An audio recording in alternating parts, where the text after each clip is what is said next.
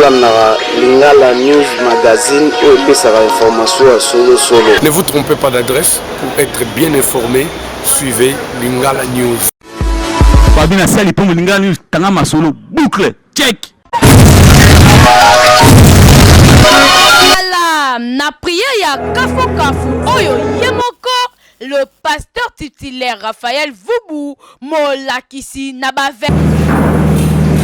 Ésaïe 31, le premier verset, qui nous en est malheur à ceux qui descendent en Égypte. Il est toi. On va avoir un secours qui s'appuie sur les chevaux et servir à la multitude des chars et à la force des cavaliers. Mais il est là avec les saints d'Israël et ne cherche pas l'Éternel. Lui aussi, conséquemment, il est sage. Il fait venir les malheurs et les réfugiés dans ses paroles. Il sait répondre la maison des méchants et montre le secours de ceux qui commettent l'iniquité. Les Égyptiens répondent et non Dieu. Les chevaux sont chers et non esprit. Mais l'Éternel n'entendra sa main. Le protecteur chancellera, le protégé tombera. Le souffrant le préviront. Car ainsi m'a parlé l'Éternel, comme le lionceau jusqu'à sa proie, et malgré tous les péchés rassemblés contre lui, ne laisse effrayer par leur voix, ni intimider par leur nom. Les mains de l'Éternel des armées descendra pour combattre ceux qui en ont la mission et sur la vie, comme les oiseaux des bois. Yomutu olingi kozala te, yokatem oyo, ce qui produit la richesse et la gloire.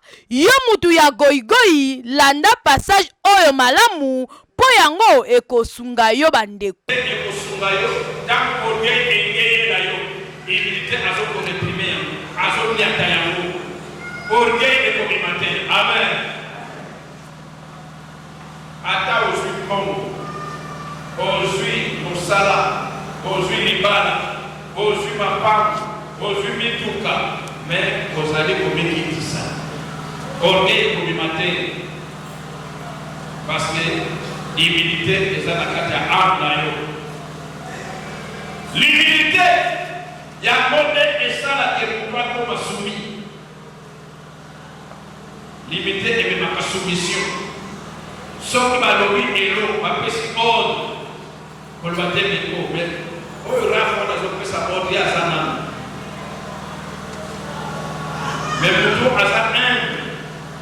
Le corps à ma lobby. Nasa obligé, Nasa, pour se soumettre. Ça, c'est l'humilité. L'humilité, il y a un monde et ça que nous à s'abaisser, à m'écrire.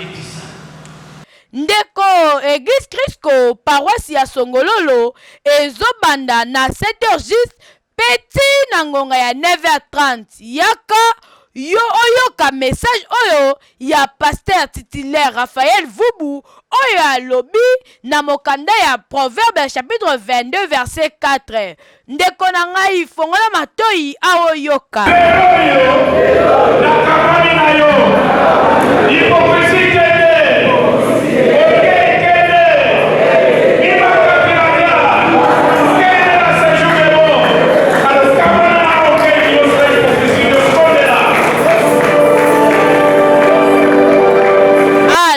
Dieu, le pasteur titulaire Raphaël Vubu, yonde pa na yo mafuto yo wapi.